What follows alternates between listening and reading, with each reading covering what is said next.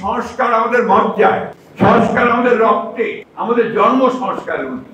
তাই আজকে যদি বলা হয় যে বিএনপি সংস্কার আটকে দিচ্ছে, এটার আমি মনে করবো যে অত্যন্ত অন্যায় ভাবে আমাদের নেত্রী দেশনেত্রী বেগম খালেদা জিয়া, তিনি 9 বছর দীর্ঘ সংগ্রাম স্বৈরাচারের বিরুদ্ধে, সেই সংগ্রামের পরে তার সরকারের আমলে তিনি সকলকে নিয়ে ঐক্যবদ্ধ হয়ে সংসদীয় গণতন্ত্র প্রবর্তন করেছিলেন।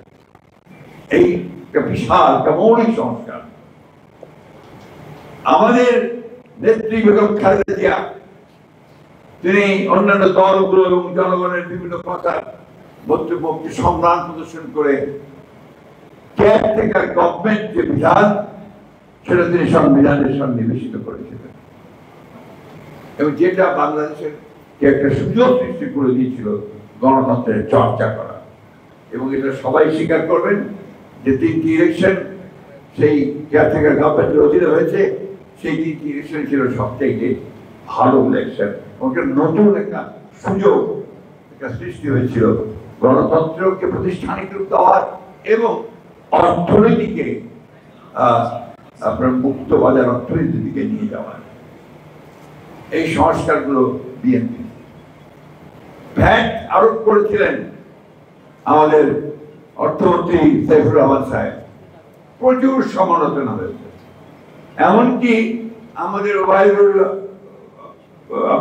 খান সাহেব, প্রথিত সাংবাদিক পত্রিকায় লিখলেন, হেডলাইন লিখলেন, ওয়ান ম্যান ডেমোলিশন, অর্থাৎ একটা মানুষ সব শেষ করে দিল। কিন্তু প্রমাণ হয়েছে যে ওই ভিএটি এটা বাংলাদেশের বর্তমান অর্থনীতিকে শক্ত জায়গায় নিয়ে আসার পেছনে কাজ করেছে। আমাদের নেতা শহীদ প্রেসিডেন্ট জিয়াউর রহমান, তিনি গার্মেন্টস ফ্যাক্টরি, গার্মেন্টস যে পোশাক শিল্প, সেই পোশাক শিল্পের সূচনা করে হাজার হাজার মহিলা কর্মসংস্থান সৃষ্টি করেছেন। আজকে বাংলাদেশের অর্থনীতিকে দাঁড় করার সুযোগ করে দিয়েছে। আমাদের নেতা শহীদ প্রেসিডেন্ট জিয়াউর রহমান, তিনি বিদেশে, মধ্যপ্রাচ্যে বিশেষ করে শ্রমিক পাঠানোর ব্যবস্থা করে কর্মসংস্থানের ব্যবস্থা করেছেন।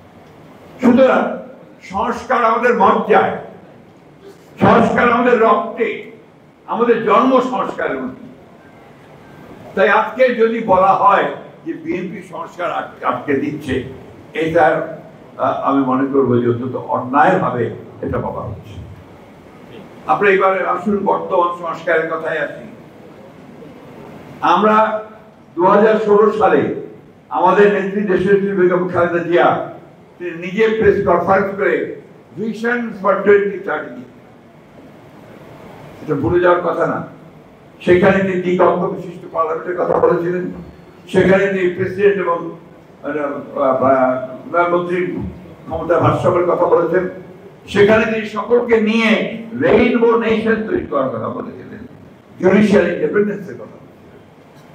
আবার পরবর্তীকালে যখন আমরা রিয়ালাইজ করেছি যে এই রাষ্ট্র কাঠামোয় দেশকে নিয়ে যাওয়া যাবে না, তখন আমরা আবার 2022 সালে প্রথমে বিএনপির পক্ষ থেকে 27 দফা, এরপর যারা আন্দোলন করছি তাদের সকলকে নিয়ে আমরা 31 দফা কর্মসূচি প্রদান করি।